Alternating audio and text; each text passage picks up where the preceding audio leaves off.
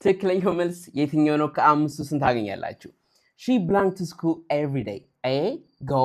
B, goes. C, going. Excellent here.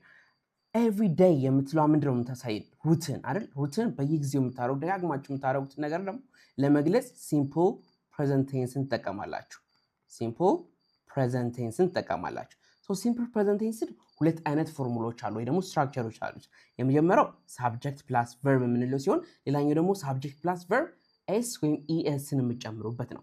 ይሄንን መቼ ነው የምታረጉት? ሳብጀክቶቻችሁ she, he, it ከሆነ ምናችሁ ሳብጀክት ቨርባቸው ላይ s ወይም es ወይም ies ን ትጨምራላችሁ። so በዚህ መሰረት she ስለሆነች ምን እንወስዳለን ማለት ነው? goes የምትለው እንወስዳለን።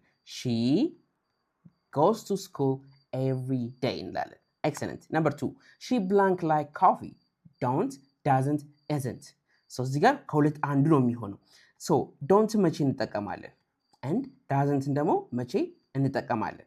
don't የሚለውን የምንጠቀመው መቼ መሰላችሁ? ሳብጀክታችን I, we, you and they በሚሆንበት ጊዜ ሲሆን doesn't የሚለውን ደግሞ የምንጠቀመው she, he, it እና ሲንጉላር ነው ነጠላ ስሞች ሲሆኑ ነው። ስለዚህ she doesn't like coffee ትልኛላችሁ ማለት ነው። excellent. number 3 blank she lives near here. blank she lives near here. A, do, B, does, C, S. so ቅድም ባሳያችሁ መሰረት ምን ይሆናል መልሳችን? does. she live near here ብለን እንጠይቃለን ማለት ነው። next question we blank TV in the evening.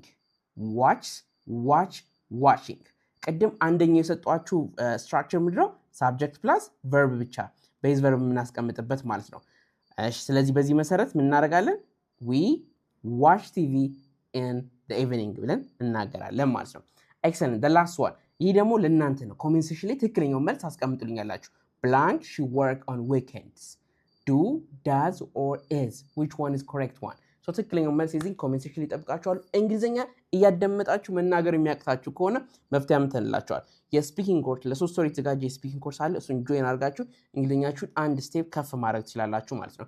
ለመመዝገብ ኮርሱን ባዮ ላይ ባለው ስልክ ቁጥራችን ወይም ደግሞ ቀጥታ እዚህ ቲክቶክ ላይ ብጽፉልን እኛው ራሳችን እናናግራችኋለን ማለት ነው። thank you for watching Brian English. love you all. don't forget to follow. I'll see you next time.